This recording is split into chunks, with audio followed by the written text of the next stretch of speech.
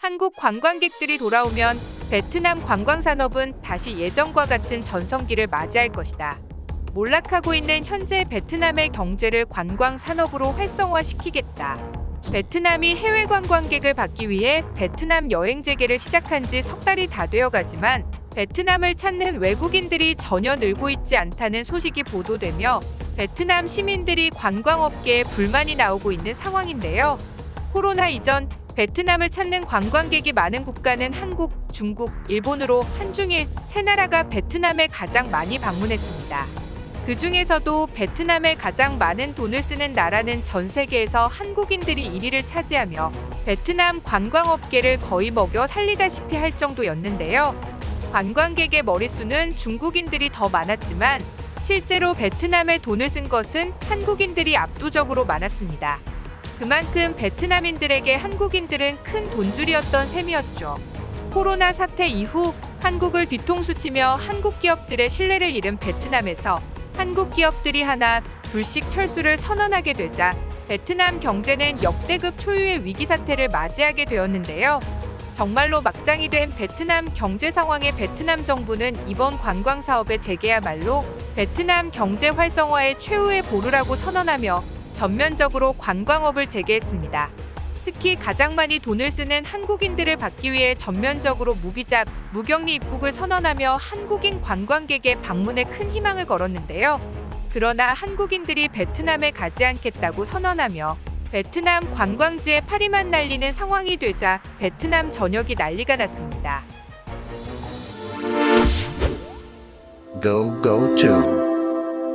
코로나로 인한 빗장이 서서히 풀리고 있는 지금 세계 여러 관광지들이 앞다투어 입국 완화를 하며 관광객 유치의 열을 올리기 시작하고 있습니다. 이 덕분에 한동안 여행을 가고 싶었지만 해외에 나가지 못했던 많은 사람들이 그동안 억눌려왔던 것에 대한 보상으로 해외여행을 나가기 위해 알아보는 사람들이 늘어나고 있는데요. 해외여행 정보를 찾아보려고 여기저기 검색해보다가 베트남 여행과 관련된 글을 찾다 보면 사기를 당했다라는 후기가 유난히 눈에 띕니다. 패키지 단체 관광에서는 단체로 움직이기 때문에 크게 당할 일은 없겠지만 개인 관광을 갔던 사람들의 후기들을 잘 보면 베트남에서 최악의 경험을 했다라는 후기들을 눈에 띄게 많이 볼 수 있습니다. 당장 공항에 입국하면서부터 통수와 사기가 시작되는 베트남 여행은 부푼 마음으로 여행 온 관광객들에게 크나큰 상처를 남기기 일쑤였죠. 베트남인들의 사기는 공항에 있는 환전소에서부터 시작이 됩니다. 환전소에서 환율 계산기를 조작하는 것은 기본이고 밑장 빼기를 통해 지폐를 바꿔치기도 하는데요. 0단위의 자릿수가 많은 베트남 지폐의 특성을 이용해 50만 동 지폐와 2만 동의 지폐를 바꿔치기 하는 사기를 통해 시작부터 관광객의 뒤통수를 치는 것을 시작으로 유심카드 사기, 택시비 사기, 유명회사와 비슷한 로고로 위장한 짝퉁 픽업 택시로 관광객을 속이고 돈을 갈취하기 등은 대부분의 관광객들이 피하지 못하고 한 번 이상은 당하는 대표적인 사기 행위이죠. 관광객들에게 친한 척하며 다가와 어깨를 주물러준다던가 하면서 지갑과 핸드폰을 훔쳐가는 행위는 비일비재합니다. 오토바이로 관광객의 귀중품을 날치게 하는 행위는 인사 수준으로 자주 있는 일입니다. 관광지의 베트남인들에게 한국인 관광객들은 걸어다니는 지갑으로 밖에 보이지 않는 것이죠. 이런 최악의 경험을 선사하는 베트남이었지만 코로나 이전까지만 해도 박항서 매직으로 베트남과 한국의 관계는 좋았고 베트남인들이 한국과 박항서 감독을 응원했기 때문에 한국인들은 관광지의 사기 행위에도 너그럽게 이해하고 관광을 가는 분위기가 조성이 되었습니다. 코로나가 터지기 전 마지막 해인 2019년에는 무려 429만 명이나 되는 한국인들이 베트남을 방문을 했고 한국인 관광객들은 전 세계에서 베트남에 가장 많은 돈을 썼습니다. 당시 베트남에선 10명의 돈 없는 중국인 손님들보다 두세 명의 한국 손님들을 받는 게 훨씬 이득이라며 한국인 관광객들에게 열광을 했습니다. 한국인들의 입장에서는 베트남의 이미지가 썩 좋지는 않았지만 그럼에도 박항서 감독의 활약과 베트남인들이 한국인들에 보이는 호의적인 인상에 한국인들도 베트남에 대해 상당히 호감을 가지기도 했습니다. 하지만 코로나 사태 이후 베트남인들의 본성이 드러나며 한국인들을 뒤통수 치기 시작했죠. 한국인 관광객에 대한 격리감금 태도 및 한국 항공기만 강제 회항시키면서 발동된 베트남의 통수는 항의하는 한국인들을 오히려 매도하기 바빴고 베트남 전역에서 한국인에 대한 차별과 혐한 감정으로 표출되었습니다. 지금까지 베트남인들이 숨겨두었던 혐한의 본성이 드러난 것이죠. 심지어는 태극기에 바이러스를 합성하는 등의 모욕 행위를 보여주며 한국인들을 분노하게 만들기도 했습니다.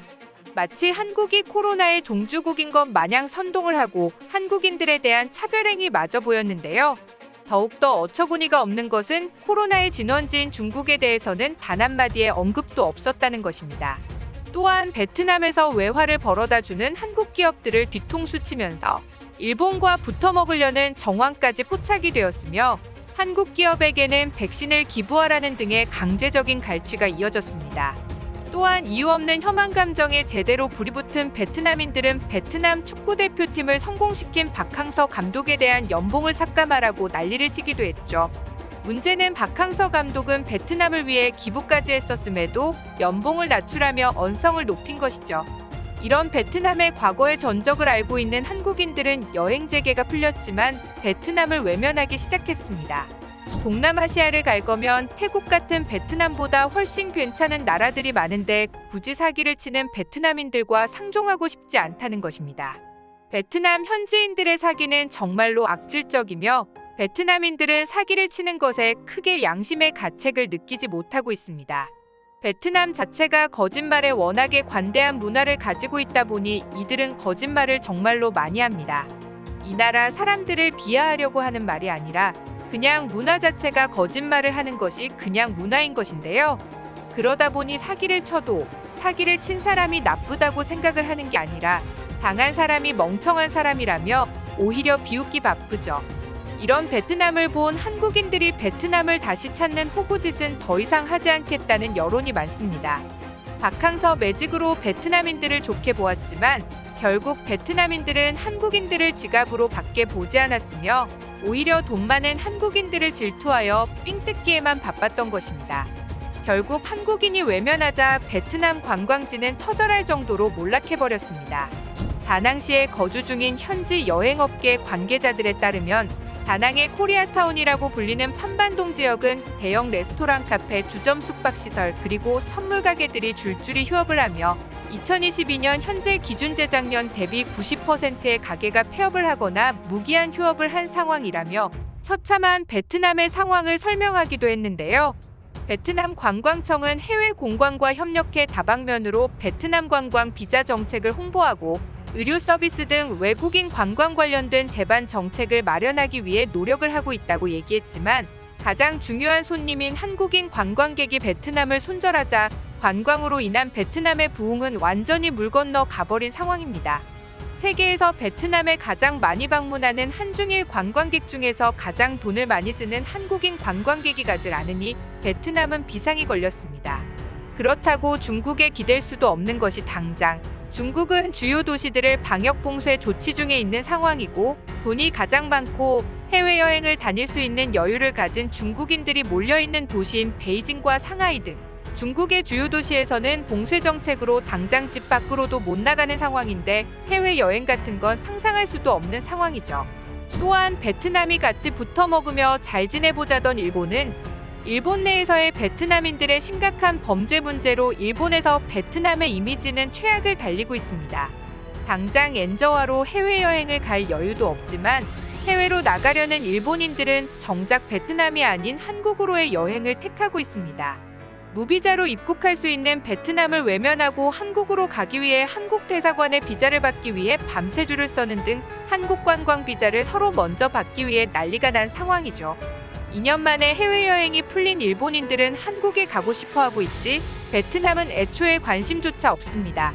이렇게 한중 일에서 외면을 받은 베트남의 관광 사업은 완전히 폭망한 상황입니다. 베트남의 경제 구조는 스스로 발전한 것이 아닌 오로지 외국의 투자로 이루어진 기형적인 구조입니다. 그 중에서도 한국의 투자를 가장 많이 받았으며 베트남의 경제 성장에 한국인들의 기여도는 압도적이라고 말할 수 있습니다. 그런 한국인들에 대해 배신을 한 베트남의 행동에 한국인들은 베트남과 더 이상 가까워지지 말아야 한다는 교훈을 심어줬고 한국 기업들의 베트남 철수로 베트남의 경제는 더 이상 미래가 없는 상황이 되었습니다. 지금까지 한국이 저지른 만행에 대한 대가는 한국이 베트남을 손절하는 결과를 낳았고, 한국이 도와주지 않는 베트남은 성장은커녕 몰락만 계속되고 있습니다. 시청해주셔서 감사합니다. 구독과 좋아요는 양질의 컨텐츠를 만드는 힘이 됩니다.